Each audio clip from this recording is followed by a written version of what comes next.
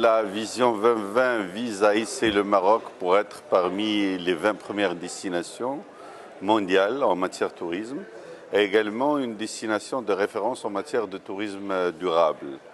Durant les 3 dernières années, le Maroc est la deuxième destination dans la région MENA, avec bien sûr les Émirats arabes unis qui sont dans le lead et le Maroc qui suit par rapport à la région MENA. Par rapport à l'Afrique, le Maroc a été la deuxième destination après l'Afrique du Sud pendant les 3 dernières années. Ça veut dire qu'il y a une performance importante de la part du tourisme marocain.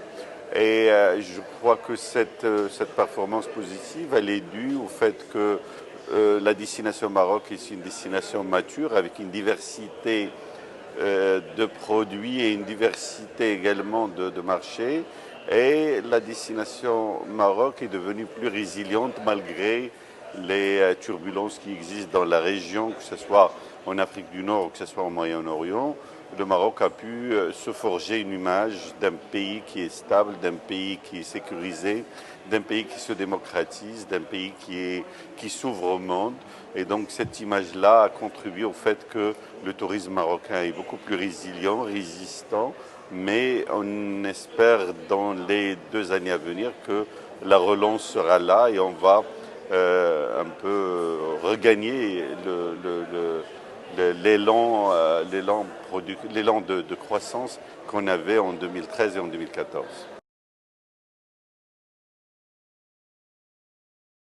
La contribution au PIB du tourisme marocain est quelque chose comme 8%. Mais en termes de chiffre d'affaires, la contribution au PIB est de 12%. C'est quelque chose comme 10 milliards d'euros qui sont le chiffre d'affaires du tourisme marocain avec une rentrée de devises qui avoisine les 5 milliards d'euros.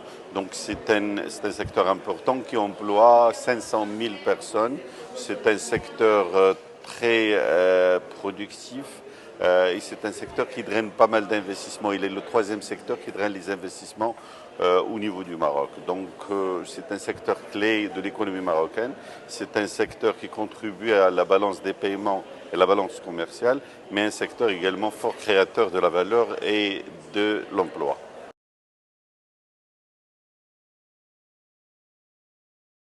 En 2014, on a commencé avec 6 mois. Les premiers 6 mois étaient 6 mois très productifs, croissance importante, 8% en termes d'arrivée, 10% en nuitée.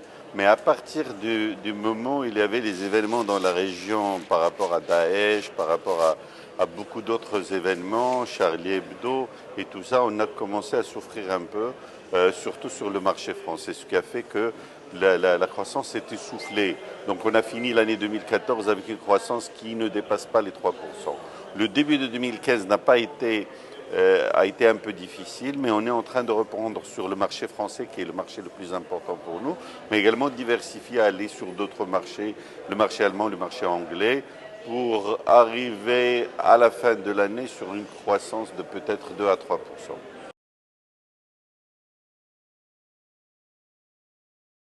Le Maroc a plusieurs accords de coopération avec les pays africains, surtout avec les pays de l'Afrique de l'Ouest, mais notamment avec le Sénégal. Nous croyons que le Sénégal a un potentiel de tourisme important. Le Sénégal est un pays démocratique, est un pays ouvert, est un pays multilingue, mais également c'est un pays qui a beaucoup d'atouts culturels et naturels. Et je crois qu'il y a lieu à ce que le Maroc et le Sénégal travaillent ensemble. Donc nous avons signé un programme d'application qui va de 2015 à 2018 et ce programme d'application comprend la possibilité de monter une batterie d'indicateurs pour faire le suivi de la réalisation de la vision du tourisme sénégalaise et également l'échange en matière de promotion d'investissement, en matière de formation et également la possibilité pour les étudiants sénégalais d'aller dans les écoles de tourisme marocains et les stages pour les cadres du ministère de tourisme sénégalais au Maroc. Mais nous sommes également en train de travailler sur la possibilité d'avoir la promotion des deux pays. Vous savez, il y a beaucoup de Sénégalais qui vont au Maroc pour la Tijania. Donc c'est une opportunité importante, c'est un marché important pour nous, le Sénégal, avec plus de 40 000 Sénégalais qui viennent au Maroc chaque année, mais on veut avoir beaucoup plus. Maintenant, il y a la rame Royal Air Maroc qui fait deux rotations par jour. On veut aller beaucoup plus loin dans ce sens-là et drainer beaucoup plus de touristes sénégalais. Mais je crois que le Sénégal est également un pays attractif pour les Marocains. Les Marocains aiment beaucoup le Sénégal, aiment bien venir au Sénégal, c'est un pays frère, donc ces liens de fraternité et d'amitié qui durent depuis longtemps, je crois qu'il y a lieu à ce que les opérateurs sénégalais aillent au Maroc et fassent des packages pour que les Marocains également viennent visiter le Sénégal.